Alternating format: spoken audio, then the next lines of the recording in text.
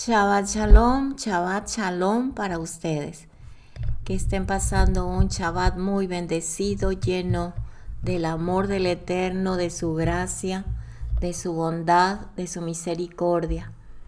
Como dice el Salmo 103, bendice, alma mía, a Yud-Hei Vav-Hei, y bendiga todo mi ser su santo nombre. Bendigamos al Eterno en esta hora. Padre Eterno, le damos gracias por darnos vida y por permitirnos llegar a este Shabbat. Bendito es usted, Adonai, soberano Rey del universo, que nos ha bendecido con sus mandamientos y nos ha dado su Torah. Bendito es usted, Adonai, soberano Rey del universo, que nos instruye con su Torah. Beshem Yeshua HaMashiach. Padre Eterno, le damos gracias por darnos vida, por sostenernos a todos sus hijos, a todos a los cuales nos ha dado un templo, un cuerpo para adorarle, para habitar usted, para adorarle en espíritu y en verdad, con todas nuestras fuerzas, con toda nuestra mente, con todo nuestro corazón. Gracias, Abba, por permitirnos llegar a este Shabbat. Realmente es un Shabbat glorioso, un Shabbat de bendición, un Shabbat donde se abren los cielos y derrama usted bendición hasta que sobreabunda. Gracias, Padre, por instruirnos con su Torah y darnos su Torah. En el nombre de su Hijo amado, nuestro Mesías y Salvador, Yeshua HaMashiach, Rey de Israel, Melech de Israel. Shalom, mis amados, qué gusto estar, como les digo, de nuevo estudiando la porción de la Torá, la porción semanal, la Parashá en hebreo. Es cierto que siempre el Padre nos enseña nuevas cosas y en estos años hemos dado un repaso general de lo que el Eterno nos habla a través de su Torá y cómo debemos entender sus preceptos, amarlos, respetarlos, porque su palabra nos da vida.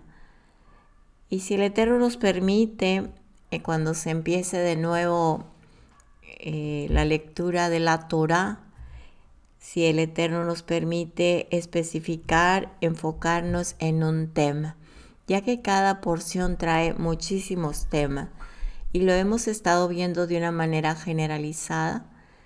Si el Eterno nos permite, iremos enfocándonos para el próximo año hebreo, la lectura de la Torá, tomando un texto de base, que yo sé que el Eterno siempre nos aumenta la fe y nos da vida y nos sana, aleluya, espiritualmente y físicamente. Muy bien, pues hoy tenemos la paracha número 28, que nuestra hermana Laurita Guerra ya nos hizo el favor y el honor de grabarla, para que ustedes, como su servidora, estemos escuchando y a la vez con nuestra escritura abierta, para que el Eterno a través de su Ruach HaKodesh nos revele lo que Él nos quiere mostrar individualmente, personalmente, aleluya. Amén. Bueno, pues tenemos Paracha 28, que es la Paracha Metzorah, que significa el que padece de cierta afección de llagas, o el significado en hebreo, el que tiene Tzaraat. Levítico 14:1 al 15:33. Gracias, Padre, por bendecirnos. Glorifíquese más en nuestras vidas. Usted es nuestra fuerza, usted es nuestro escudo alrededor de nosotros. Usted es nuestra gloria y el que levanta nuestra cabeza. Sea usted alabado, Padre eterno. Yud-Hei Vav-Hei, soberano Rey del universo. Amén y amén. Muy bien, así que en esta porción de la escritura vamos a hacer un recordatorio de lo que hemos aprendido. El Eterno ha puesto su morada entre los hijos de Israel. Su santa presencia requiere que los hijos, sus hijos, su pueblo santo de Israel vivan una vida santa. Y sabemos que el santuario terrenal, ¿sí?, puede ser contaminado por medio de las impurezas de los hijos de Israel, aún al hacer las ofrendas. Y para evitarlo, ellos necesitan conocer las normas escritas aquí en la Torá, como nosotros necesitamos conocerlas, para saber todo aquello que produce impureza y cómo podemos ser libres de esta impureza. Leímos, ya empezamos el libro de Levítico, y a partir del capítulo 11 al 15, la Torá desarrolla una enseñanza profunda en cuanto a la impureza ritual del sacerdocio de su pueblo, la impureza al hacer la ofrenda, por medio del cumplimiento de las reglas que Él nos ha puesto. De esta manera solamente nosotros como pueblo, y aquí el pueblo de Israel en el libro de Levítico, podrá vivir en un campamento donde mora su Shekinah, su presencia divina. En el capítulo 11 habla de la prohibición de comer alimentos impuros. Ya lo vimos en la paracha pasada. Entonces, ese tipo de impureza, al no obedecer y comer alimentos impuros, ese tipo de impureza que es producida por medio de eso, de la desobediencia y de haber ingerido alimentos impuros, no puede ser eliminado por medio de ceremonias de purificación o de ofreciendo las ofrendas al Eterno. En otra frase corta, impureza ritual. ¿Por qué? Porque esta impureza, ¿sí?, es más grave que el resto, porque al tocar los cadáveres de los animales impuros, se produce la impureza ritual en los hombres.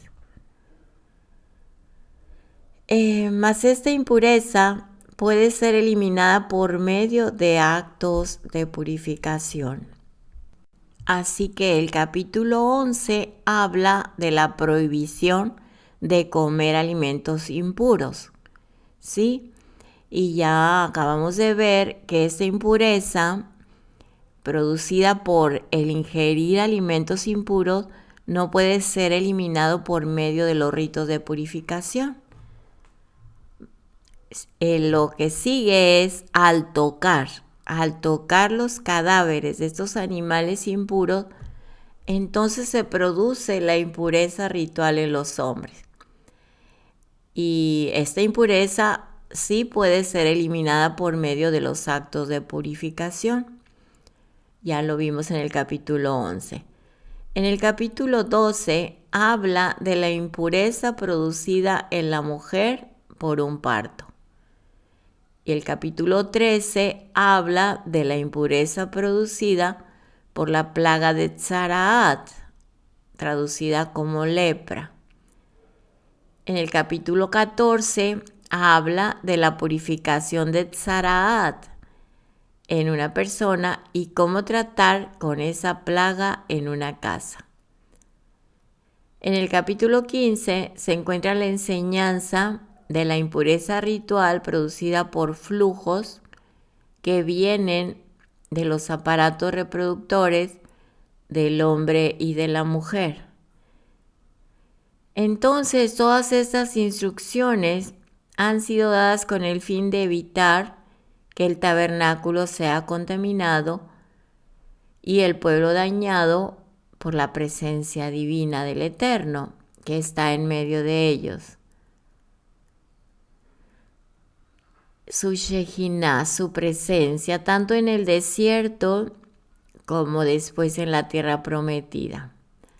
Y estas reglas en cuanto a la impureza ritual tienen que ver con la santidad en relación con la presencia física de Hashem dentro del pueblo de Israel, en el tabernáculo y en el templo.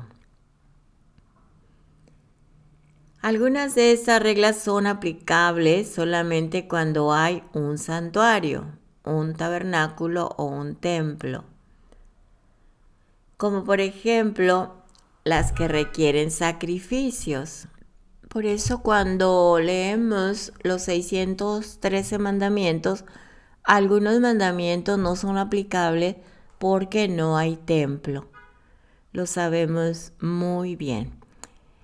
Otras de las reglas, de estas reglas que son aplicables aún en la ausencia del santuario, como las de Kashrut y las de Nidá. Mientras que no tenemos templo, no podemos guardar las leyes que tienen que ver con los sacrificios. Pero sí podemos guardar las leyes o reglas de no comer alimentos impuros o inmundos y la purificación de nuestros cuerpos por medio de una mikveh, aguas que tengan corriente, que no estén estancadas para el baño de purificación. El pueblo judío sigue guardando las instrucciones en cuanto a la pureza ritual que son aplicables sin el santuario, porque sigue siendo un pueblo santo. En las reglas de Tzaraat solo son aplicables dentro de la tierra de Israel cuando hay templo, así que no aplicarán hasta que el tercer templo sea construido. Mas, sin embargo, vamos a ver por qué ahorita en Yeshua HaMashiach no son aplicables. ¿Sí? El pueblo judío sabemos que está esperando al Mesías, entonces ellos las van a aplicar cuando tengan el tercer templo.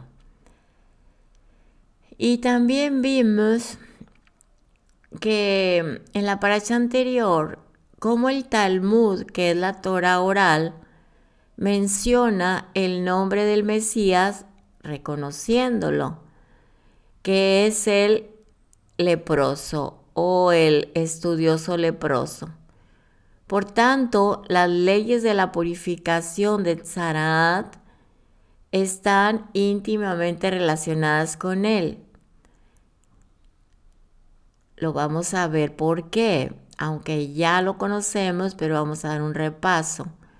Y más concretamente con su muerte y resurrección, como lo vamos a estar estudiando. Es muy importante mencionar que los elementos usados en el ritual son 2 avecillas, es madera de cedro, grana e hisopo. ¿Qué significan estos elementos? Es el significado mesiánico, el significado de nuestro Mesías. Entonces, este ritual es muy especial. Ahora en Yeshua nosotros entendemos por qué es de esta manera. Y nosotros, como su pueblo lavado con la sangre de Yeshua, pueblo del Eterno adquirido por él, por su Hijo, podemos entender perfectamente que él cumplió este ritual de purificación en pago por nosotros. En el capítulo 14, verso 2, dice: Esta será la ley del leproso en los días de su purificación. Será llevado al Cohen.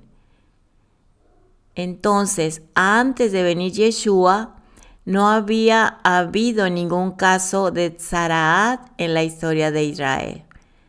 Los rabinos dicen que en el templo no hubo ese caso de tzaraat.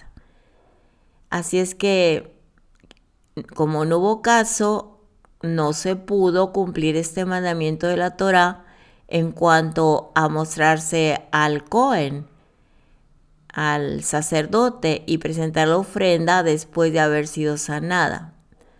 Excepto en el caso de Miriam, la hermana de Moisés. Miriam fue golpeada con esta plaga y seguramente cumplió con este mandamiento. Está escrito en Números capítulo 12.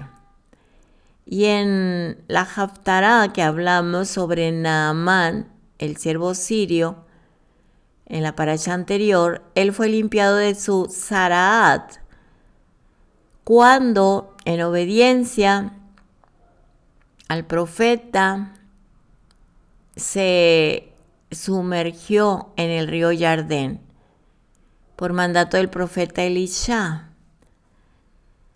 Pero como Naamán no era israelita, no fue aplicado sobre el mandamiento de ir al sacerdote y presentar ofrendas.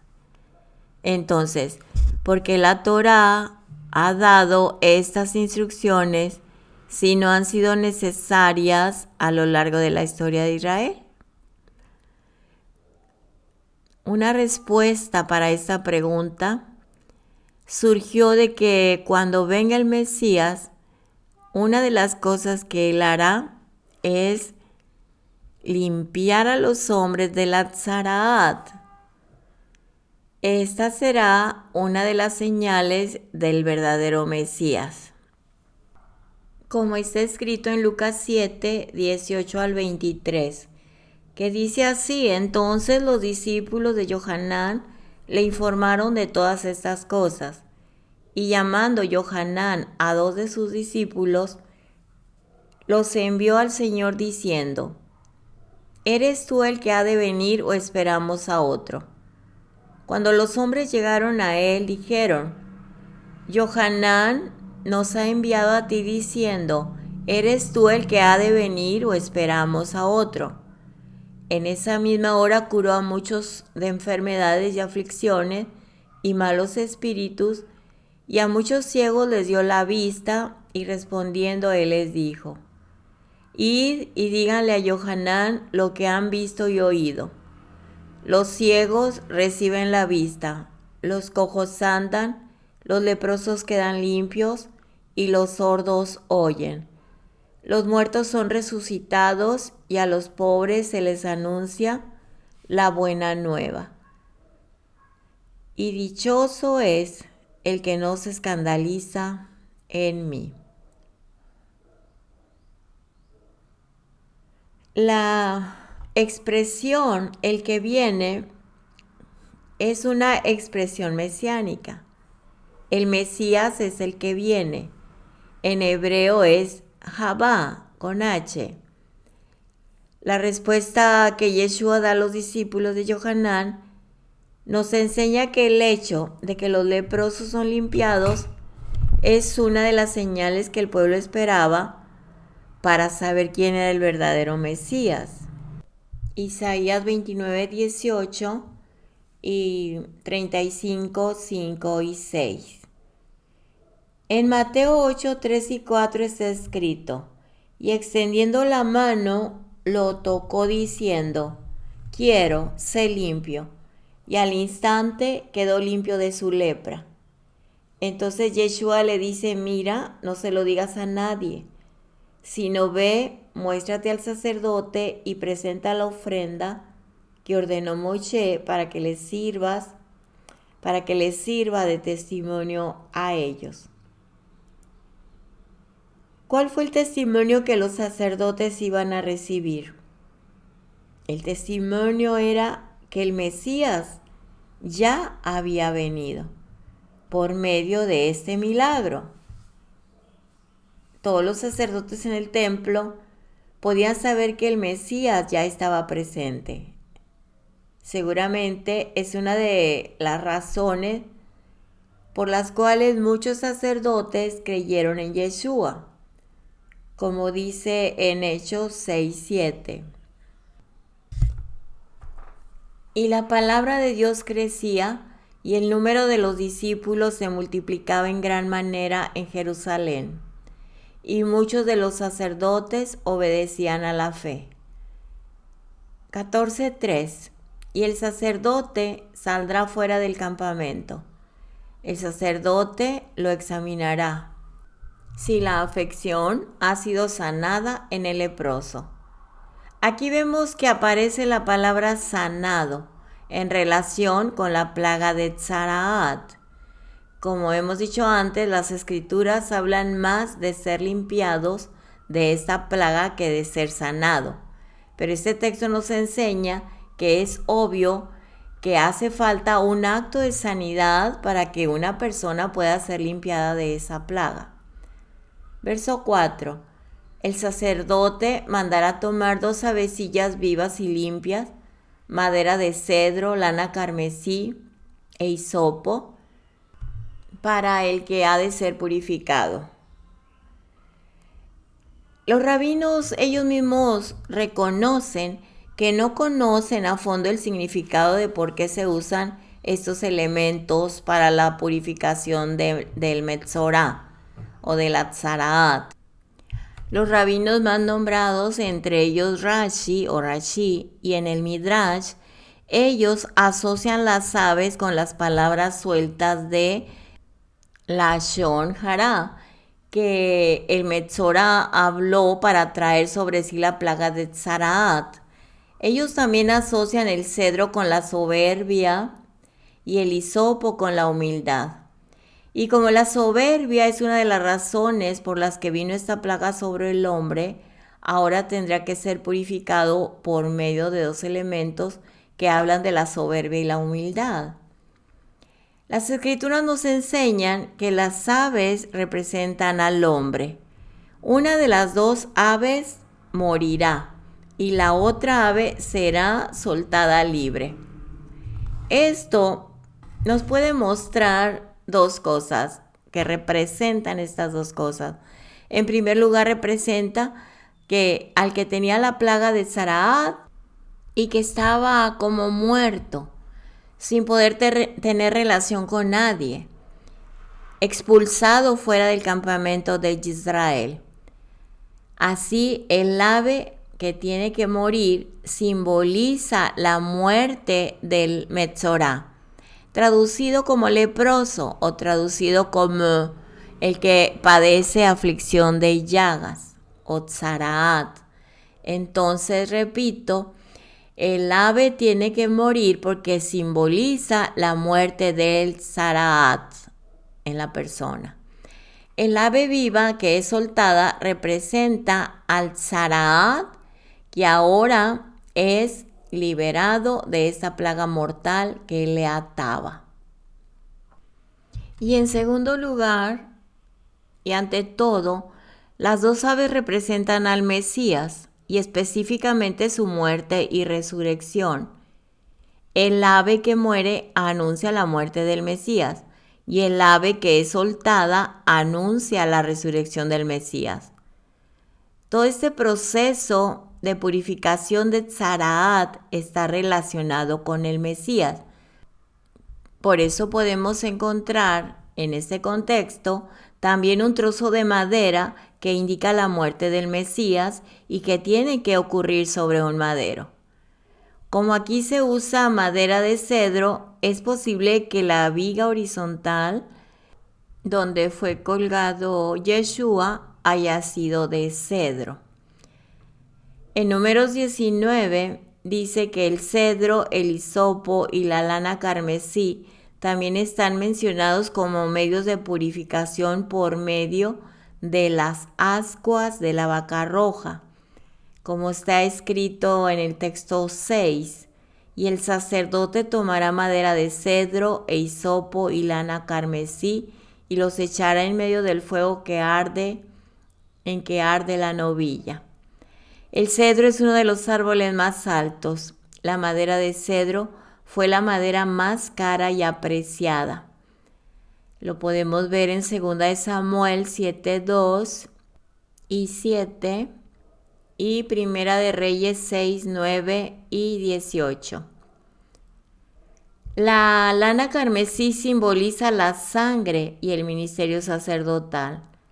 La lana viene de la oveja y fue teñida de un color rojo. Esto nos habla también de la muerte del Mesías. El Mesías está representado por el hilo rojo que atraviesa toda la escritura. Josué 2, 18 y 21. Y mientras que el cedro es uno de los árboles más altos, el hisopo es una de las plantas más bajas. Por esta razón, el rey Shlomo toma estas dos plantas como dos extremos, como está escrita en Primera de Reyes 4:33a, que dice así: disertó sobre los árboles, desde el cedro que está en el Lebanón hasta el hisopo que crece en la pared. Parte del hisopo puede ser usado para absorber líquidos, y con el hisopo pudieron pintar los dos postes y el dintel en las casas de Egipto y también salpicar agua y sangre sobre el pueblo en el desierto. En Éxodo 12:22, Hebreos 9:9.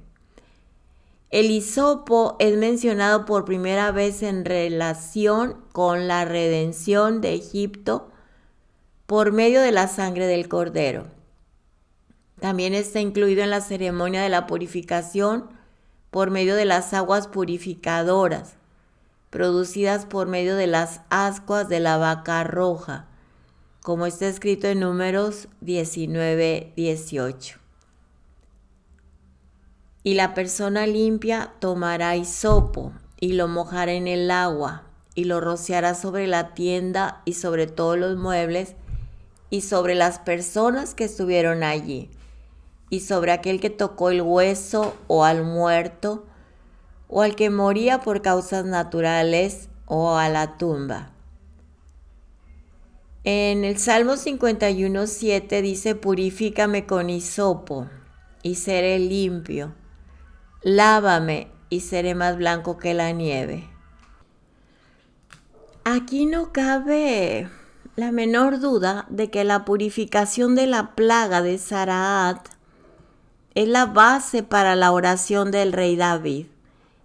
En este salmo que acabamos de decir el texto 7, Salmo 51, después de que él había pecado con la mujer de Urías, él se sentía con la plaga de Zaraat y él pide ser purificado con hisopo para así ser libre totalmente de Zaraat o lepra, que significa el pecado.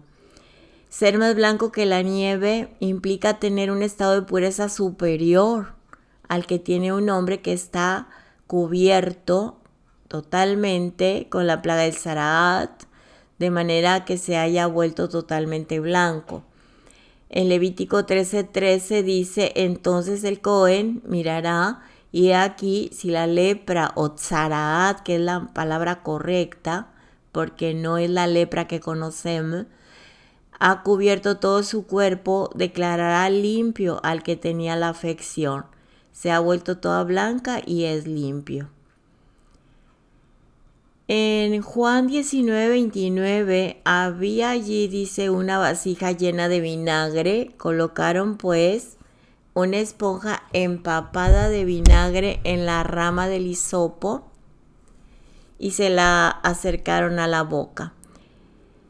El hisopo, aquí de nuevo lo estamos viendo en relación con la muerte de Yeshua. Esto nos enseña que la muerte del Mesías está relacionada con el acto de purificación de la tzaraat. Verso 5. Después el sacerdote mandará degollar una de las avecillas en una vasija de barro sobre agua corriente. La vasija de barro representa al cuerpo humano, que fue sacado de la tierra. 2 Corintios 4:7. El agua corriente representa la Torá o el Ruaj del Altísimo. Aquí estamos hablando de aguas vivas. Y en cuanto, dice el verso 6, 14:6, y en cuanto a la vecilla viva, la tomará junto con la madera de cedro, el cordón escarlata y el hisopo, y los mojará junto con la vecilla viva en la sangre del ave muerta que está sobre el agua corriente. La vecilla viva que está juntada con madero de cedro representa al Mesías que fue colgado sobre madera, para así limpiar al hombre de la lepra o de la tzaraat, que es el pecado, limpiar al hombre del pecado. Y la vecilla viva, que es sumergida en la sangre del ave muerta, esto representa el momento de la muerte de Yeshua. El ave viva no es dejada en la sangre, en el agua hasta que muera, ¿sí? Sino que es sacada de allí. Esto simboliza la muerte y la resurrección de nuestro Mesías Yeshua. Y también las dos aves podrían representar, como dicen los rabinos, a las dos inclinaciones dentro del hombre, el Yetzer Hará y el Yetzer Hatov, la mala inclinación y la buena inclinación. La primera de estas tiene que morir y la otra podrá vivir. Esto también es un resultado de la obra redentora de nuestro Mesías Yeshua. Dice el verso 7, 14:7, después rociará 7 veces al que ha de ser purificado de la lepra y lo declarará limpio, y soltará al ave viva en campo abierto. El ave soltada al campo abierto, libre, simboliza la libertad del que es purificado y también de la vida de resurrección del hombre cuando finalmente sea liberado del pecado y de la muerte. Esto también es un resultado de la muerte y de la resurrección de nuestro Mesías Yeshua. Bueno, ahora vamos a retomar un poquito todo esto para entenderlo todavía mejor. Entonces habla de los elementos para presentar el ritual de purificación. 2 aves o avecillas, madera de cedro, grana e hisopo. ¿Qué significa? ¿Verdad? Ya vimos que de acuerdo a los rabinos, que fue escogido de un árbol alto, de los cedros de Lebanón, y un árbol derecho, que simboliza nuestra arrogancia. Y el hisopo estaba formado de ramas de orégano, tomillo, conocido por sus poderes medicinales y antisépticos. El otro elemento es la grana. La grana consistía en madera teñida con un pigmento rojo extraído de pequeños insectos, símbolo de humildad. Esto es muy importante por la sangre derramada de nuestro Mashiach. Entonces, las 2 avecillas, una que morirá en el ritual y la otra que volará, representan que el precio del pecado, que es muerte. O sea, si no hay alguien que ocupe nuestro lugar, como en este caso fue Yeshua, la paga del pecado es muerte. Entonces, en este ritual vemos el significado mesiánico. Las 2 aves dice que se mataba una de ellas en un vaso de barro y sobre aguas vivas. Corrientes quiere decir aguas vivas. Y la otra ave se colocaba junto con el hisopo, el cedro y la grana, ¿sí? Y se mojaba en la sangre de la primera que estaba sobre las aguas vivas. Esto ya vimos que incluye la muerte, la sepultura y la resurrección de Yeshua. ¿Por qué? porque lo dice la Escritura, madera de cedro, donde murió Yeshua. Juan 19:17, Hechos 5:30, y también la madera de cedro representa la humanidad. La grana es el color de la sangre y el hisopo es el símbolo de la unción y purificación de Yeshua. Y esta referencia la encontramos como leímos en el Salmo 51:7. Se puede leer todo el Salmo. Purifícame con hisopo y seré limpio. Lávame y seré más blanco que la nieve. Entonces, los elementos que nos hablan del ritual de purificación nos hablan de la madera, que significa humanidad, del hisopo, que significa sanidad, de la grana, que significa carmesí o pecado, del agua, que es la Torá, que es Yeshua, la Torá viviente, la fuente de agua viva, y la presencia del Ruaj de santidad del Eterno. Entonces, vimos también que se sacara al enfermo de Zaraat fuera del campamento. Levítico 14:3, y saldrá fuera del campamento. Allí fuera del campamento es donde murió Yeshua como un pecador, como un enfermo de Zaraat, como un hombre lleno de pecado. ¿Sí? Es limpiado, pero para ser limpiado debe haber un ave muerta, que representa al Mesías que murió fuera del campamento, colgado en un madero. Y la otra ave está viva. Esta ave representa al pecador. Como dice en el texto número 6, que dice: después tomará la avecilla viva, el cedro, la grana y el hisopo, y los mojará con la ave viva en la sangre de la avecilla muerta, sobre las aguas corrientes, sobre las aguas vivas. Esto significa que nosotros estábamos enfermos de Tzaraat y que Yeshua con su sangre nos lavó, nos limpió, nos rescató, pagó por nosotros. Somos salvos por medio de Yeshua porque Él murió por nosotros.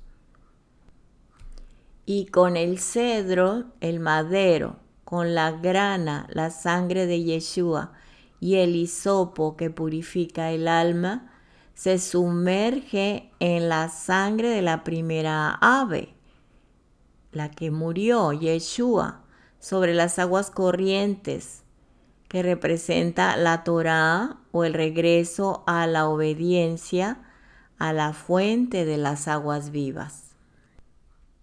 Y continuamos con Levítico capítulo 14:7, que dice: y rociará 7 veces sobre el que se purifica del pecado, de la tzaraat, y lo declarará limpio, y soltará la avecilla viva en el campo. Eso significa que Yeshua nos dio la libertad. Él pagó el precio por nosotros, éramos esclavos del pecado, la paga del pecado es muerte. Él paga el precio de la purificación por nosotros para darnos la libertad. Y en Él somos libres de toda condenación y de toda muerte, de todo pecado, de toda la consecuencia del pecado. Dice: rociará 7 veces al que ya está limpio. 7 es el número de perfección.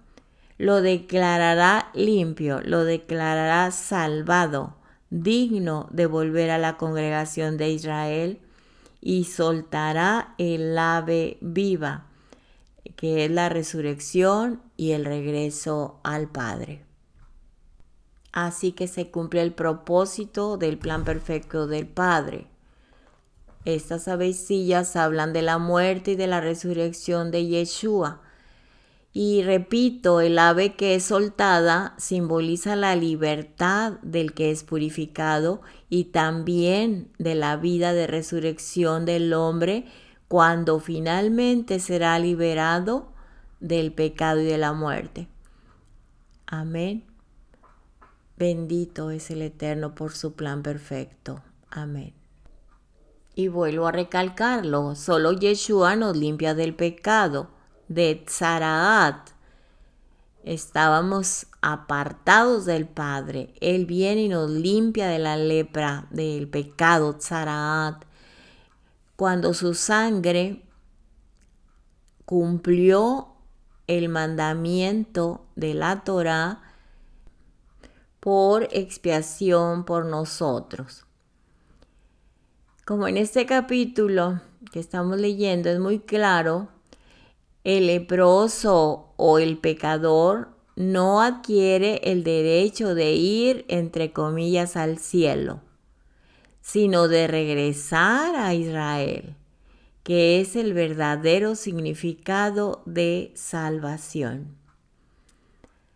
Si vemos en Lucas 17:12, habla de los leprosos. Dice, al entrar a la aldea, le salieron al encuentro 10 hombres leprosos con Tzaraat, los cuales se pararon de lejos y alzaron la voz diciendo, Yeshua, Maestro, ten misericordia de nosotros. ¿Cuántos leprosos eran? 10, o sea, las 10 tribus apartadas de Israel, o sea, la casa de Israel, la casa de Efraín, las tribus en la dispersión. Recordemos que el Eterno vino a través de Yeshua a buscar a las ovejas perdidas de la casa de Israel, como lo dice Mateo 15:24. Estábamos separados, las 10 tribus, estábamos lejos, habíamos sido apartados de la ciudadanía de Israel. Estos 10 leprosos pidieron a Yeshua misericordia. Esto nos enseña que es una decisión personal pedir a Yeshua por misericordia, que al arrepentirnos, orar, suplicarle, darle gracias y pedirle que su sacrificio limpie nuestros pecados. Yeshua pagó el precio a través de su muerte y de su sangre y resurrección. Dice el texto 15 de Lucas 17. Entonces uno de ellos, viendo que había sido sanado, volvió glorificando a Dios a gran voz y se postró rostro en tierra a sus pies dándole gracias, y este era samaritano. Respondiendo Yeshua dijo, ¿no son 10 los que fueron limpiados? ¿Y los 9 dónde están? No hubo quien volviese y diese gloria a Dios sino este extranjero. Entonces acabamos de ver que eran 10 leprosos, las 10 tribus apartadas de Israel, sí, que estaban separados de la ciudadanía de Israel, que pidieron a Yeshua misericordia. Entonces una decisión personal pedir al Eterno misericordia. Yeshua paga el precio a través de su muerte y de su sangre y les ordena, en este caso al que regresó, uno de ellos dice que se presentará a los sacerdotes. Notemos que los leprosos o enfermos de Tzaraat o de pecado se sanaron cuando iban al templo a presentarse a los sacerdotes. Eso significa que somos limpiados fuera del campamento, pero una vez siendo salvos, tenemos el derecho de regresar al campamento de Israel a buscar el sacerdocio en la medida que nos acercamos más y más a la Torá. Nuestra vida es limpia es limpiada por completo y somos libres de Tzaraat, del pecado. Y dice que solamente regresó uno a darle gracias. Como en estos tiempos muchos están alejándose del Eterno. Han probado de su gracia, de su misericordia, han recibido abundantes bendiciones, aún fuera del campamento de Israel o como pueblo de Israel, pero lo está negando con sus hechos. Muchos piensan que regresar es su derecho, o sea que ellos pueden tomar decisiones como ellos quieran, como los 9 leprosos enfermos de Sarad que no regresaron. Ellos dijeron: somos libres, ya somos sanos, ya no tenemos que regresar a presentarnos al templo. Bueno, esa es una oportunidad que se pierde, porque si regresamos al autor que nos da la libertad, que nos perdonó los pecados, que pagó el precio por nosotros, entre más nos acerquemos a Él, nuestra vida a través de su Torah nos purifica y nos santifica, y el pecado no opera en nosotros. Entonces recordemos que sin derramamiento de sangre no hay perdón de pecado. Dice Mateo 26:28, porque esto es mi sangre del nuevo pacto que por muchos es derramada para remisión de los pecados. Hebreos 9:22. Y quien niega a Yeshua pues ya no tiene más oportunidad. Fue solamente un sacrificio, uno. Hebreos 10:26. Porque si pecamos voluntariamente después de haber recibido el conocimiento de la verdad, ya no queda más sacrificio por los pecados, sino una horrenda expectación de juicio y de hervor de fuego que ha de devorar a los adversarios. El que transgrede la Torá de Moisés por el testimonio de 2 o 3 testigos, muere irremisiblemente. ¿Cuánto mayor castigo piensan que merecerá el que pisotee al Hijo de Dios y tenga por inmunda la sangre del pacto en la cual fue santificado e hiciera afrenta al Espíritu de gracia? Muy clara la palabra en Hebreos 10:26 al 29. Entonces, cuando las personas niegan al Salvador, son personas necias, no han entendido las Escrituras. Y dice la Escritura que al negarlo a Él con nuestros hechos, dice que Yeshua nos negará o los negará a los que le han dado la espalda, los negará delante del Padre. Mateo 10:33, y también dice delante de los ángeles. Lucas 12:9. En el texto 8 dice, 14:8 de Levítico, y el que se purifica lavará sus vestidos y raerá todo su pelo y se lavará con agua y será limpio, y después entrará en el campamento y morará fuera de su tienda 7 días. Y el séptimo día, verso 9, raerá todo el pelo de su cabeza, su barba y las cejas de sus ojos y todo su pelo, y lavará sus vestidos, y lavará su cuerpo en agua, y será limpio. Una vez hecho el ritual de purificación del Tzaraat, el ritual de las aves, el afectado por Tzaraat ahora está limpio. Ahora limpio debe lavar sus ropas y afeitar todo su pelo, tanto de la cabeza como de la barba, se lavará y será limpio. Aquí hay un comentario interesante de los rabinos sobre el texto 9. Deberá rasurar su cabeza, su barba y sus cejas. Dicen que el Tzaraat que uno contraía era producto de 3 malos hábitos: la altanería, la maledicencia y la envidia. Y por eso es el proceso de purificación del Tzaraat y debe hacerse en ese orden. Primero debía rasurarse la cabeza, porque el exceso de soberbia provoca que uno pretenda estar por encima de otros. Luego debía rasurarse la barba, por no haber sabido dominar su boca de proferir maledicencias.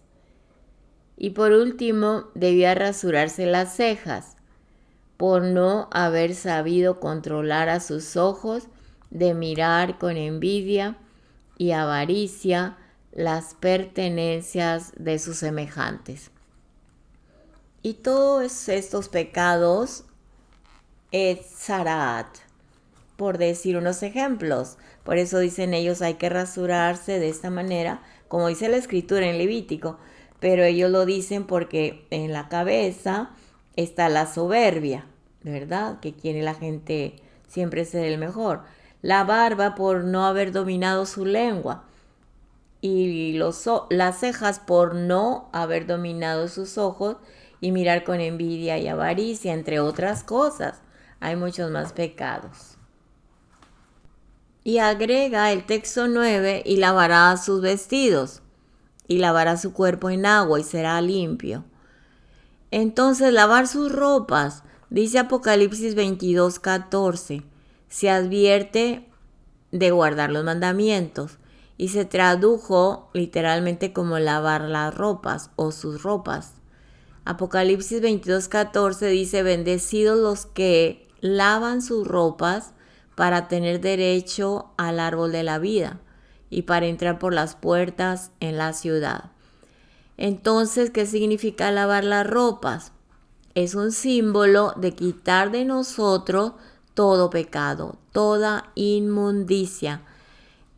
Es símbolo de venir ahora en santidad. Así que sin vestiduras limpias, que es el último paso de la purificación del enfermo de pecado, de Tzaraat, no hay acceso al árbol de la vida y no se puede entrar en la ciudad, en la Nueva Jerusalén.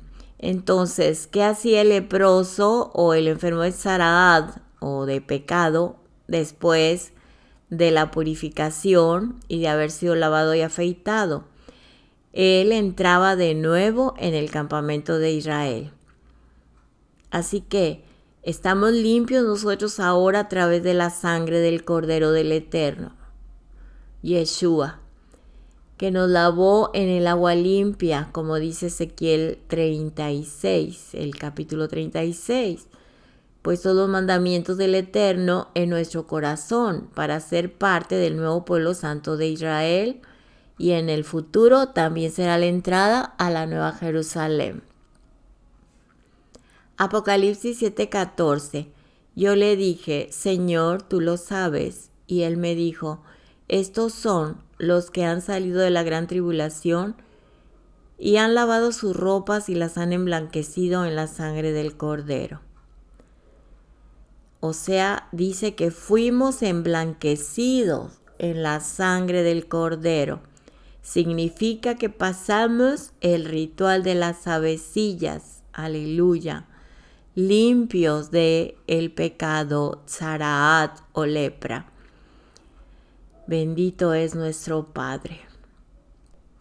En el verso 8, 14:8, capítulo 14:8, y el que se purifica lavará sus vestidos y raerá todo su pelo y se lavará con agua y será limpio, y después entrará en el campamento y morará fuera de su tienda 7 días. Esta expresión morará fuera de su tienda se refiere a no entrar al templo, ya que la palabra es Joel, O-H-E-L, Joel, que significa tienda pero también tabernáculo.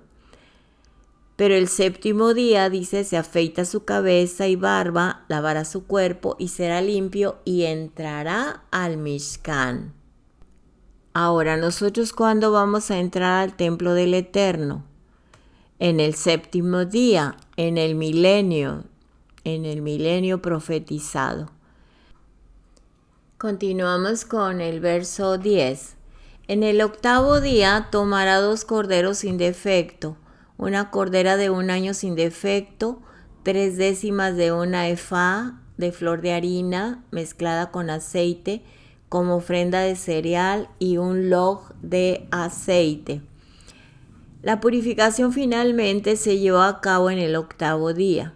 Y el 8º día anuncia 2 cosas. Anuncia el día de la resurrección del Mesías, el día después del Shabbat, que es la base para la liberación del hombre que ha sido infectado con Zaraat, con el pecado.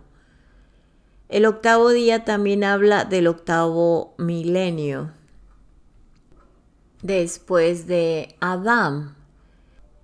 Y durante el milenio estarán presentes los que sobrevivieron la última guerra contra Jerusalén.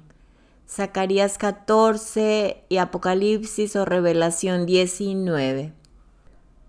Y durante el reinado mesiánico estarán los redimidos, los que pusieron su fe en nuestro Mesías Yeshua, que serán resucitados y o transformados para obtener cuerpos glorificados.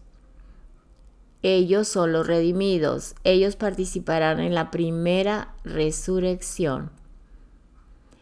En 2 de Pedro 3:13 dice: pero según su promesa, nosotros esperamos nuevos cielos y nueva tierra, en los cuales mora la justicia. Bueno, continuamos con el capítulo 14:14. Entonces el sacerdote tomará de la sangre de la ofrenda por la culpa y la pondrá el sacerdote sobre el cartílago de la oreja derecha del que así ha de ser purificado, sobre el pulgar de su mano derecha y sobre el pulgar de su pie derecho. Esto es posible que estos textos muestren que el que es purificado necesitará la sangre sobre 3 lugares que representan aquel pecado que lo llevó a recibir Zaraat. Si su oreja escuchó la Lashon Hará, si metió la mano donde no debía y si puso su pie donde no le correspondía, fue golpeado con Zaraat. Por eso su purificación es aplicada en estas 3 lugares o partes del cuerpo. Esto es muy similar a la instalación de los sacerdotes en el tabernáculo, como dice Éxodo 29:20. Y matarás el carnero y tomarás de su sangre y la pondrás sobre el cartílago de la oreja derecha de Aarón y sobre el cartílago de la oreja derecha de sus hijos y sobre el pulgar de su mano derecha y sobre el pulgar de su pie derecho, y rociarás el resto de la sangre en el altar por todos los lados. ¿Cómo podemos entender esto? Tanto los sacerdotes, los Cohen o Kohanim, como el que es purificado de Zaraat, es objeto del mismo procedimiento de purificación. También podemos entender cómo el que había tenido Zaraat ahora tiene derecho para acercarse al tabernáculo. Y en ese sentido se asemeja al ministerio del sacerdote, que tiene el derecho de estar cerca de Hashem. Sin embargo, hay algo más profundo aquí. Como el Mesías está asociado como un hombre pecador, con Zaraat, y como dice el Talmud, el estudioso leproso, todo este proceso de purificación del Metzorá está hablando de lo que el Mesías tenía que pasar para poder entrar en su gloria. Como él no tenía propio pecado, pudo cargar sobre sí el pecado de todo el mundo. Y de esta manera, la Tzaraat o el pecado del hombre fue cargado sobre él, como lo dice Isaías 53, 4 al 6. Ciertamente Él llevó nuestras enfermedades y cargó con nuestros dolores. Con todo, nosotros lo tuvimos por azotado, por herido de Dios y afligido. Mas Él fue herido por nuestras transgresiones, molido por nuestras iniquidades. El castigo de nuestra paz cayó sobre Él, y por sus heridas hemos sido sanados. Todos nosotros nos descarriamos como ovejas, nos apartamos cada cual por su camino, pero Hashem hizo que cayera sobre él la iniquidad de todos nosotros. Después de la resurrección de Yeshua, fue limpiado de la impureza que había obtenido por medio del pecado del pueblo, de la humanidad. En el libro del profeta Zacarías, capítulo 3, verso 2b al 5, dice: ¿No es este hombre una rama ardiendo arrebatada al fuego?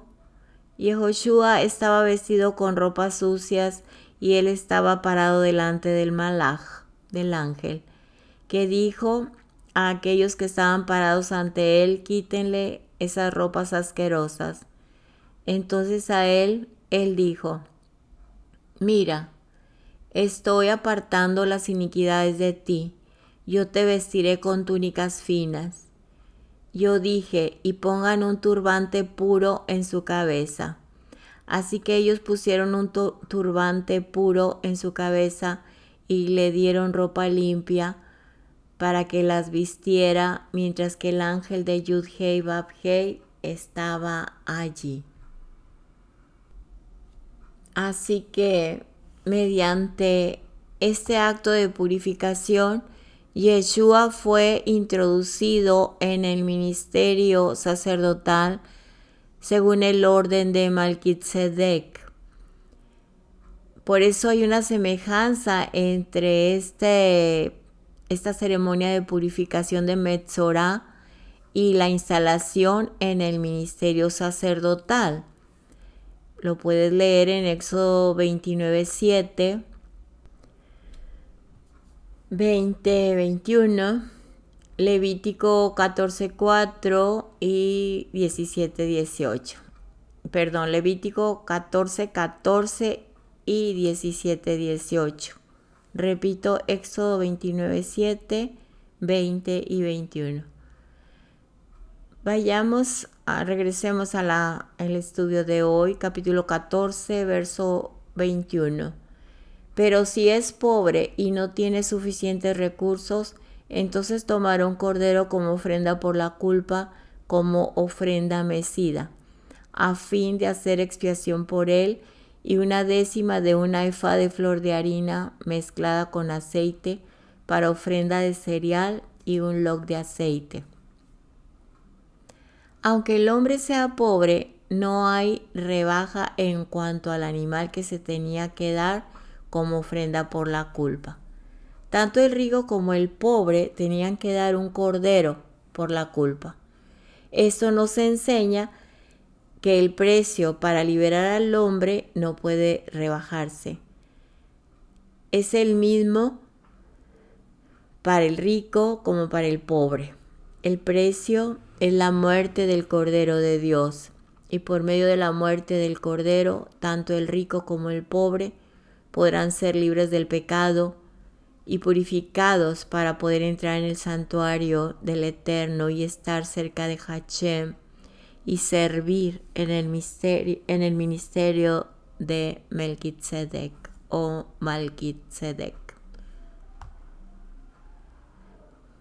Capítulo 14, verso 34. Cuando entres en la tierra de Canaán, que les doy en posesión, y ponga yo una marca de lepra sobre una casa en la tierra de vuestra posesión.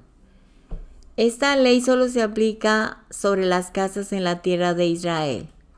Sin embargo, las casas que están en la ciudad de Jerusalén nunca podrán ser declaradas impuras. Además, las casas tenían que ser de una manera especial para que esta ley aplicara sobre ellas. Solo las casas que tenían piedra, madera y tierra en las paredes podían ser declaradas tamé. Capítulo 14:45. Derribará pues la casa sus piedras, sus maderas y todo el emplaste de la casa, y los llevará fuera de la ciudad a un lugar impuro. El mundo es una casa, y Hachem ha enviado sus ángeles para inspeccionar si la casa está libre de contaminación. Pues aunque fue raspada una vez por medio del diluvio, volvió a aparecer la maldad y se está extendiendo. Por lo tanto, no queda más remedio que derribar la casa. Este mundo será destruido después del milenio del reino mesiánico, como está escrito en 2 de Pedro 3, 10 al 13. ¿Qué dice? Pero el día del Señor vendrá como ladrón, en el cual los cielos pasarán con gran estruendo, y los elementos serán destruidos con fuego intenso, y la tierra y las obras que hay en ella serán quemadas. Puesto que todas estas cosas han de ser destruidas de esta manera, ¿qué clase de personas no debéis ser vosotros en santa conducta y en piedad, esperando y apresurando la venida del Eterno, en el cual los cielos serán destruidos por fuego y los elementos se fundirán con intenso calor? Pero según su promesa, esperamos nuevos cielos y nueva tierra en los cuales mora la justicia. Amén. Y bueno, en este capítulo 14, a partir del verso 33, habla sobre la lepra o mancha de tzaraat en la casa. Cuando una persona enferma de tzaraat o en pecado no se arrepiente, el Eterno coloca su señal de tzaraat aún en su casa. Lo dice el verso 33 al 39. Y del 40 al 42 hay un intento de restauración. Y del 43 al 45 dice que si la plaga vuelve a brotar en esa casa, dice el 45, la derribará. ¿Sí? Tal casa, sus piedras, sus maderos y todo. Bueno, los rabinos aseguran que no hay registro de aparición de tzaraat en las casas de Israel. Pero recordemos algo muy importante. Yeshua estuvo en un tiempo en que todo estaba pervertido en Israel. El sacerdocio se compraba.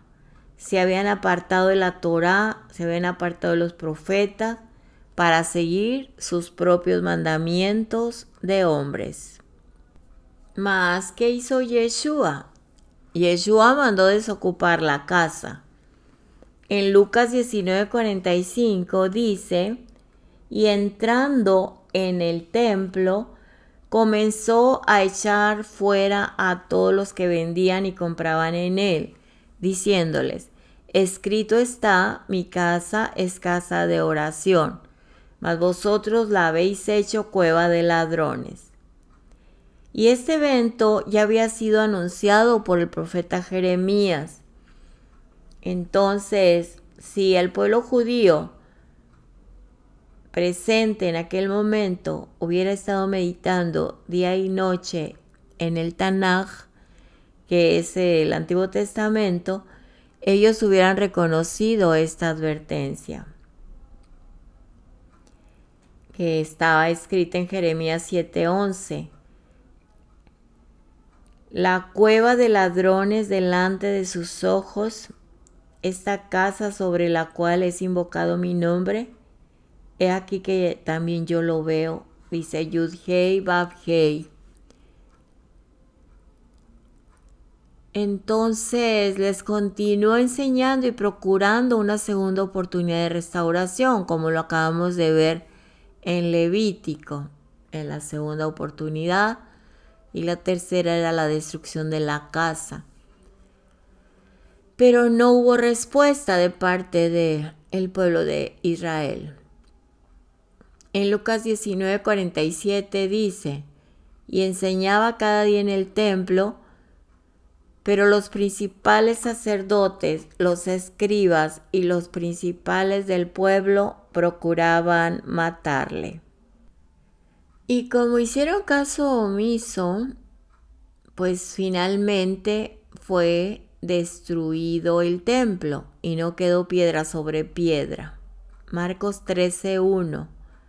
Saliendo Yeshua del templo, le dijo uno de sus discípulos, Maestro, mira qué piedras y qué edificios.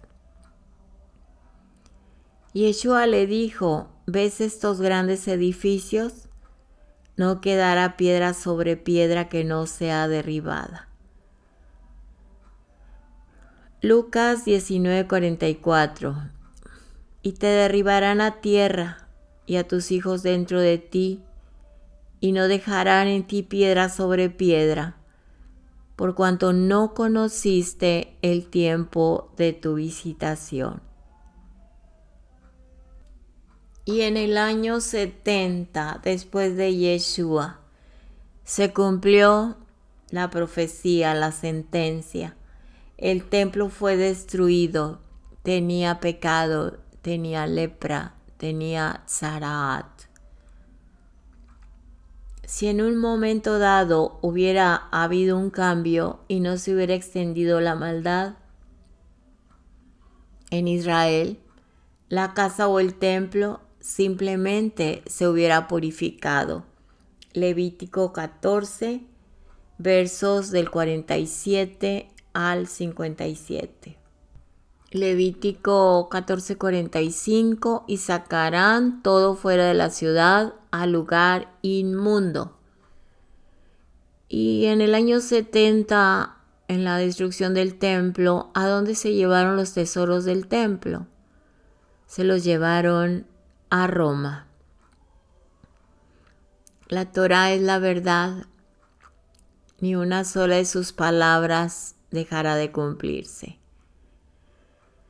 Y acabamos de pasar la fiesta de Pesaj, el 14 del primer mes, el mes de Aviv. Nos indicó nuestro Padre en su escritura que no haya levadura en nuestras casas. Pero esto debe ser de continuo. Sí, no nada más la levadura que simboliza el pecado, los panes procesados, la harina procesada, sino que no tengamos levadura física. Día con día debemos revisar si ahí quedan guardadas cosas impuras del pasado, de los recuerdos, del camino que hemos recorrido, de lo que tenemos en casa. El Eterno quiere que nosotros seamos limpios, completamente tahor, puros. Así que, amados hermanos, continuamente debemos ser limpiados de toda levadura de pecado, no estar contaminados con tzaraat, lepra, pecado. Si no hay obediencia, no hay bendición. Así que en Éxodo 4 vemos que el Eterno da la lepra y la quita. El Eterno pone lepra en la mano de Moisés y la quita como señal de su poder.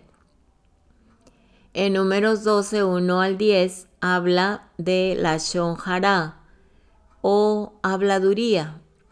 La habladuría trae como consecuencia tzaraat.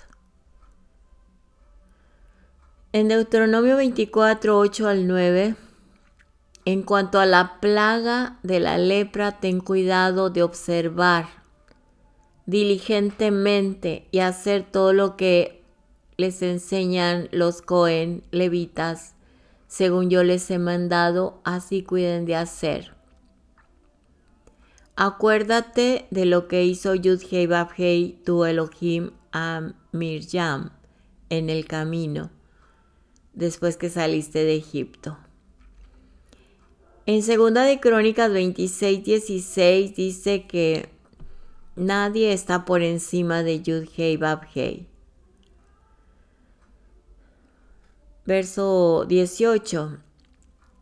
El rey Usías, y se pusieron contra el rey Usías y le dijeron: no te corresponde a ti, Usías, el quemar incienso a Yud-Hei Vav-Hei, sino a los sacerdotes hijos de Aarón.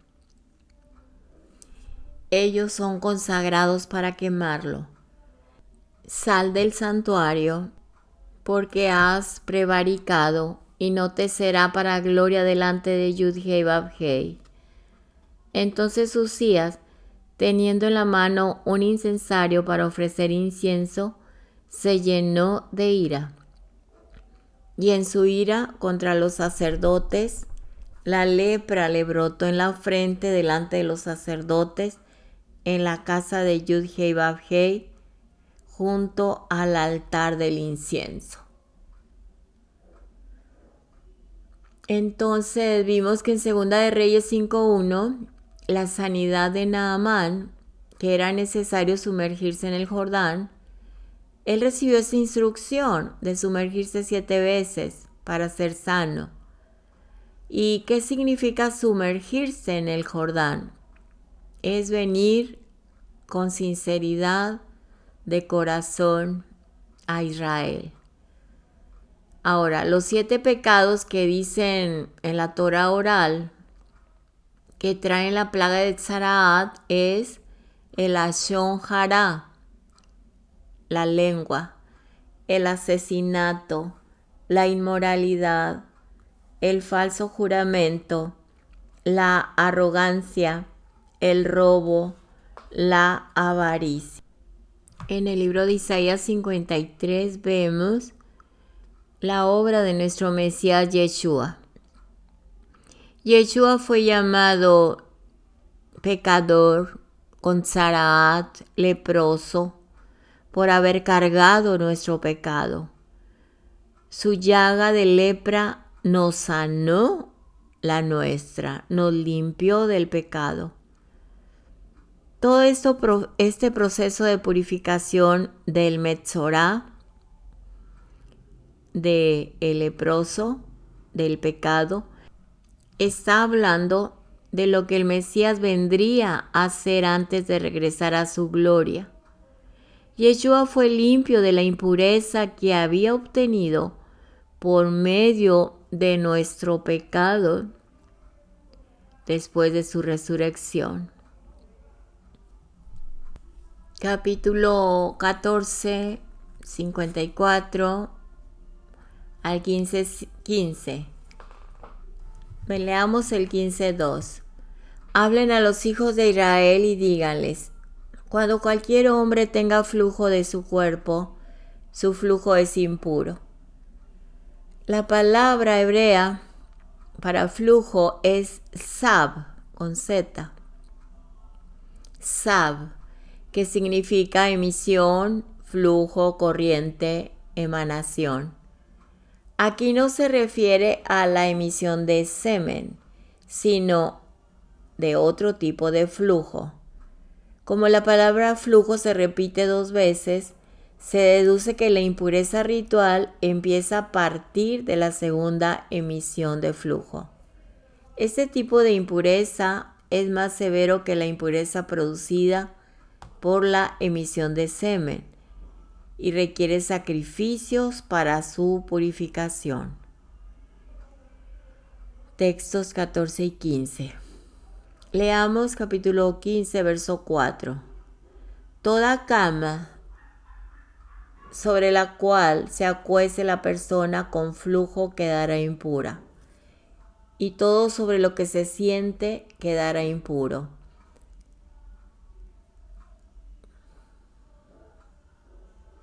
Verso 5. Además, cualquiera que toque su cama lavará su ropa, se bañará en agua y quedará impuro hasta el atardecer. Una cama que ha sido tocada por Sab, el que padece flujo, se ha convertido en una fuente primaria de impureza. En hebreo es Ab Hatumah y por eso tiene la capacidad de transmitir impureza a las personas. La persona que ha tocado una cama tocada por un Sab transmite incluso impureza a sus propias ropas. Por eso tendrá que pasar tanto su ropa como todo su cuerpo por una mikveh para poder ser puro, tahor, ritualmente puro. Y la purificación se hace efectiva a la caída del sol. Y si el Sab, el flujo, toca otros objetos, no se convierten en fuente primaria de impureza, sino en resultado de impureza. En hebreo es Belad Hatumah y solo pueden transmitir impureza ritual a alimentos y bebidas. El hecho de que la persona que se ha sumergido en una mikveh no obtiene pureza ritual hasta la tarde es una indicación de lo que finalmente hace efectiva la purificación de la muerte del Mesías que ocurrió por la tarde. 15.9. Y toda montura sobre la cual cabalgue la persona con el flujo quedará impura. Una montura queda impura, pero no con el mismo grado de impureza que las camas y las sillas que han estado debajo del Sab, del flujo. Esto significa que el que toque una montura donde ha cabalgado un Sab no necesita sumergir la ropa en una mikveh, sino solo su cuerpo. 15.13. Cuando el hombre con el flujo quede limpio de su flujo, contará para sí 7 días para su purificación. Entonces lavará su ropa, bañará su cuerpo en agua corriente y quedará limpio. La palabra hebrea que ha sido traducida como corriente es Jai, que significa vivo, crudo, fresco. Esto nos enseña que solo el agua viva de manantial es capaz de purificar un cuerpo que tiene impureza ritual. Por lo tanto, para que una mikveh pueda purificar, tendrá que tener aguas que hayan sido introducidas en la mikveh de manera natural, no por medio de intervención del hombre. En otras palabras, una piscina a la cual el agua haya sido llevada por la fuerza del hombre, por una bomba de agua, por tuberías que pueden llegar a ser impuras, no es apta para la purificación. El agua tiene que llegar a esa mikveh de manera natural. 15.16. Si un hombre tiene emisión de semen, bañará todo su cuerpo en agua y quedará impuro hasta el atardecer. Los textos del 2 al 15 tratan del caso de un hombre Sab, que es impuro por el flujo que sale de su miembro viril, sin que tenga emisión de semen. Pero a partir del verso 16, la Torá da instrucciones acerca del que tiene emisión seminal. La emisión de semen produce un estado de tamé en el hombre, pero en un nivel inferior al de Sab. La Torá dice que el hombre que tiene emisión de semen tendrá que bañar todo su cuerpo con agua para poder ser purificado a la caída del sol. Y la palabra hebrea ha sido traducida como bañará es rahatz, que significa lavar, bañar, limpiar, hacer abluciones, purificar con agua. Muy bien, ahora si se usa cualquier agua para lavarse, no será purificado, puesto que el agua quedaría impura al tocar al que está me. Hemos visto en Levítico 11:36 que la única agua que no puede volverse impura es la que está en una migvé, compuesta por una fuente natural de manantial y un hoyo.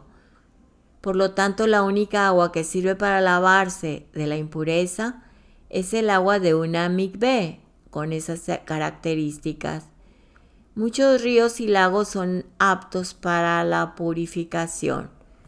Juan 3, 22 y 23. Este texto dice que todo el cuerpo, literalmente toda su carne, tiene que ser bañado en agua. Levítico 11:32. Y enseña que los objetos que son introducidos en el agua de una migvé son purificados. Entonces deducimos que es necesario que se purifique al sumergirse en el agua. Y tiene que estar sin ropa y sin objetos que obstruyan el contacto directo con el agua. En otras palabras, tiene que estar totalmente desnudo para que su purificación sea válida. En este texto también deducimos que el tamaño de la migvé tiene que ser suficientemente grande como para que un hombre pueda introducir todo su cuerpo en ella. 18. Si un hombre se acuesta con una mujer y hay emisión de semen, ambos se bañarán en agua y quedarán impuros hasta el atardecer. El único lugar donde el semen no causa impureza es dentro de la mujer, puesto que solo causa impureza ritual cuando toca las partes exteriores de un cuerpo. Así que la mujer no queda impura por su contacto interior con el semen en la relación íntima. Antes fue dicho que el hombre que emite semen queda impuro por ello, pero ¿por qué la mujer queda impura por tener una relación con su marido? Después de 3 días, el semen está muerto y ya no tiene capacidad de procrear, por lo tanto no produce impureza a partir del 4.º día.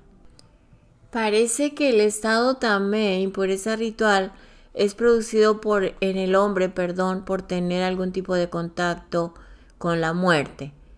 El cuerpo humano muerto es la fuente principal de impureza ritual.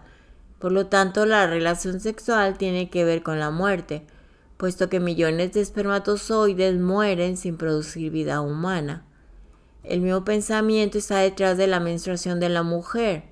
Por no haberse quedado embarazada, ese óvulo que era un niño en potencia es expulsado sin que se haya formado una nueva vida. Esto es en cierto modo un contacto con la muerte y por eso produce impureza ritual en la mujer. Y las enfermedades que afectan el sistema reproductor en el hombre y en la mujer producen impureza ritual porque atentan contra la procreación de la vida humana. Nuestro Padre es nuestro Padre Elohim, Dios vivo y Dios de los vivos. Y es por eso que es necesario eliminar todo contacto con la muerte en relación con el culto a Él en el tabernáculo. 19.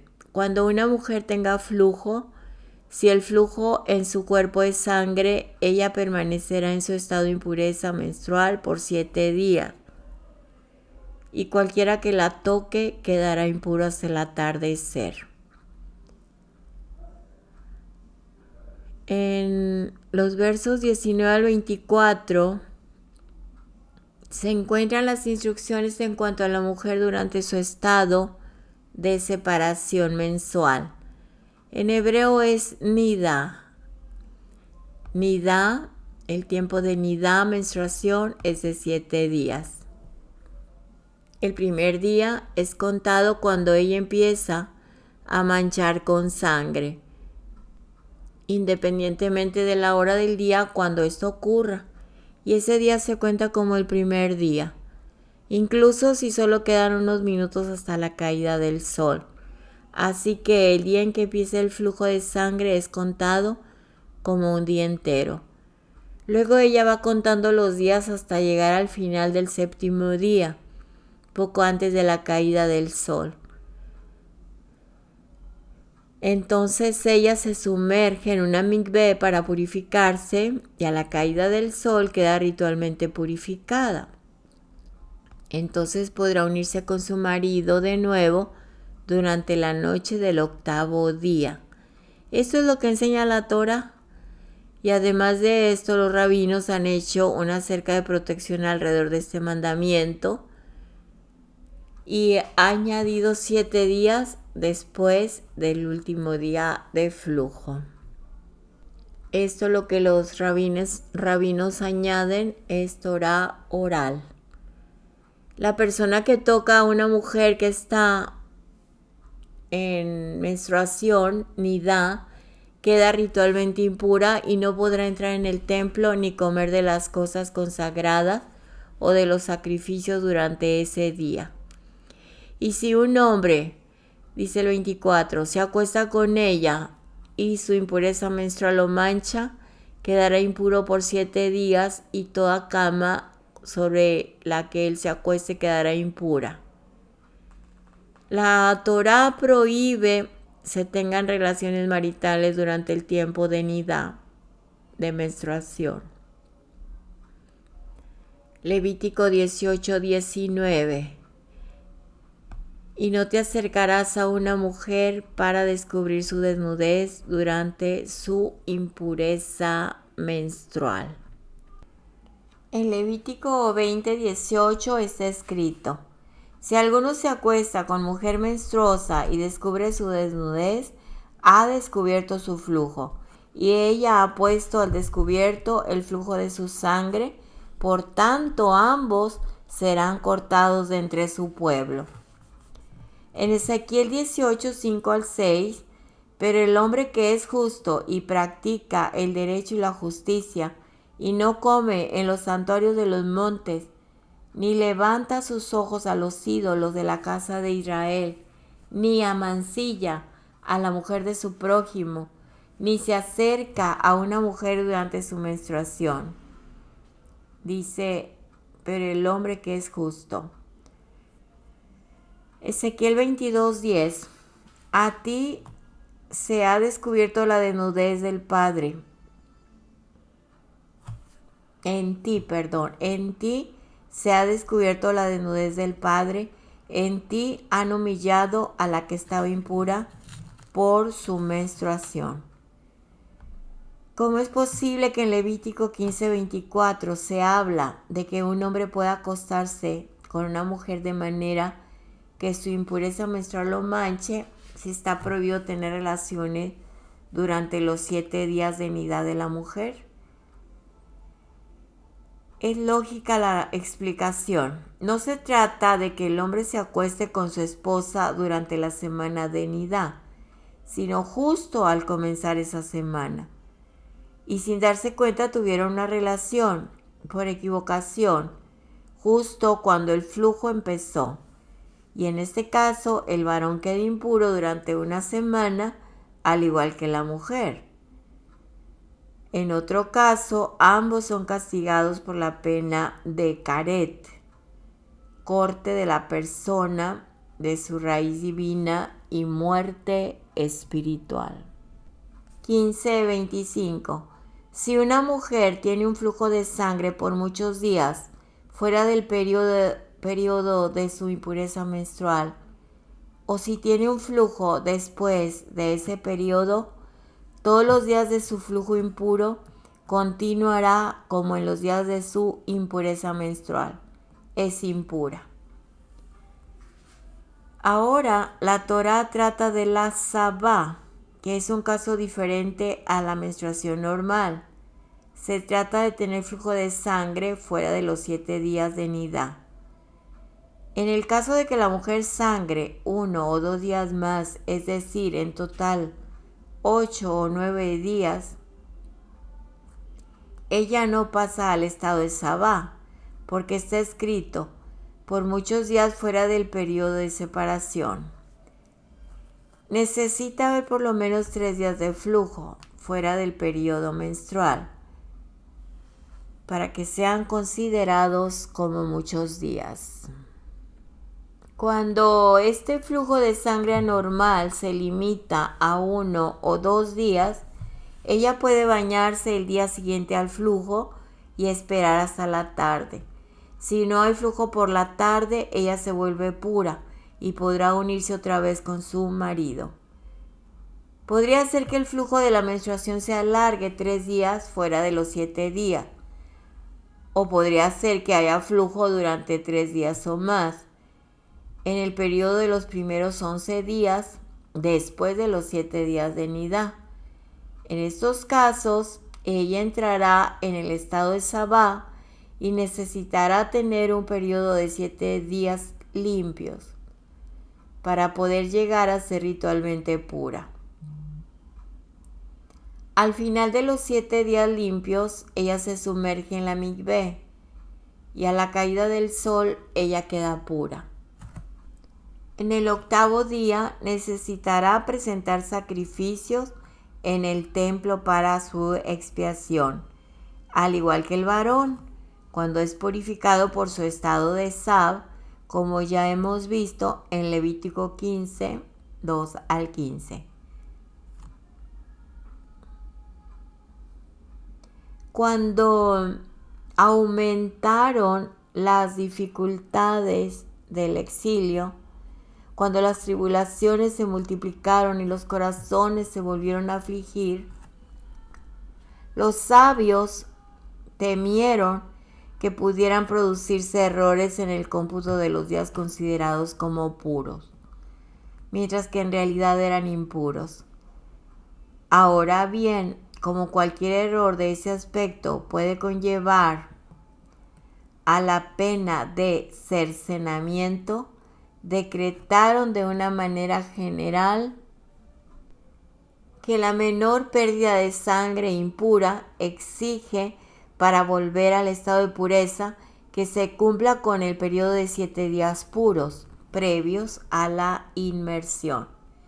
Eso significa que hoy en día la halajá estipula que después de la última mancha de sangre que se produce en un paño que se usa para hacer la inspección, hay que contar 7 días limpios llamados Semana Blanca.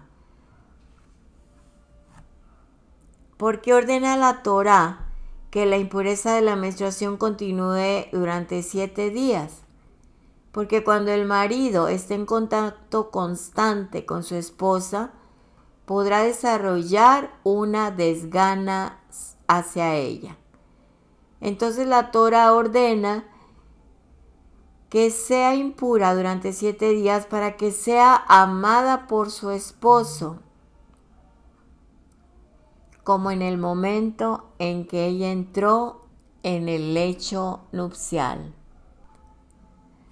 Así es. Entonces la orden de una semana blanca, después del flujo normal de menstruación, está basada en las reglas de la sabá. Sin embargo, los resultados de un periodo más largo de espera después del tiempo de nidá son beneficiosos para el matrimonio. Y las reglas de purificación por tocar a una persona impura o a un objeto impuro no se aplican hoy en día en el mundo judío por no haber templo. Sin embargo, las regulaciones en cuanto a relaciones íntimas sí son aplicadas por los judíos, incluyendo la Semana Blanca. Y ya para terminar esta pregunta, ¿qué deben hacer los justos de las naciones en relación con estas reglas? Bueno, la naturaleza nos enseña que no es sano tener relaciones íntimas durante los días cuando la esposa está en menstruación o sangrando.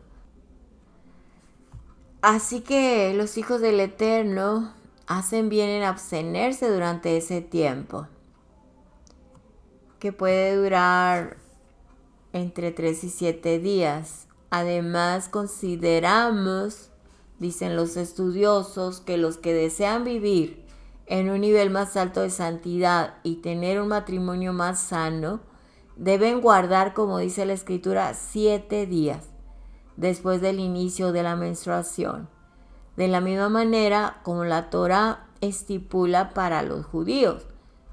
Mas, sin embargo, no necesitan alargar el periodo con una semana blanca, excepto que el matrimonio esté de mutuo acuerdo en alargar el periodo para poder dedicarse a la oración. Primera de Corintios 7:5. Además, es bueno que también los hombres y las mujeres justos de las naciones no te toquen, como está escrito en 1 Corintios 7, 1b. Bueno es para el hombre no tocar mujer. Con eso terminamos el estudio de esta porción, Metzorá. Recordando por último que Sab significa impuro. Demos gracias al Eterno por esta hermosa enseñanza. Amado Padre, le damos gracias porque usted ha sido bueno con nosotros y nos ha sostenido con su brazo fuerte para poder terminar este estudio de la Torá. Bendito es usted, Adonai, soberano, Rey del universo, que nos ha bendecido con sus mandamientos y nos ha dado su Torá, una Torá de vida, de instrucción, de amor. Bendito es usted, Adonai, soberano, Rey del universo, que nos instruye con su Torá. Beshem Yeshua HaMashiach, Melech de Israel. Amén y amén. Shabbat Shalom, amada familia. Un gusto y un honor y un placer poder estar con ustedes. Que el Eterno les bendiga de una manera sobrenatural. Que este Shabbat sea un Shabbat de descanso, de refrigerio, donde el Ruach HaKodesh nos revele a cada uno lo difícil, lo escondido que no conocíamos y lo llevemos a la práctica, porque es para nuestra bendición. Shabbat Shalom y bendecida semana. Les amamos mucho. Estamos con ustedes en todo momento, en oración y súplica los unos por los otros. Gracias por su apoyo y por sus oraciones. Shabbat Shalom y Shavua Tov. Hasta la próxima. Les amo mucho. Amén.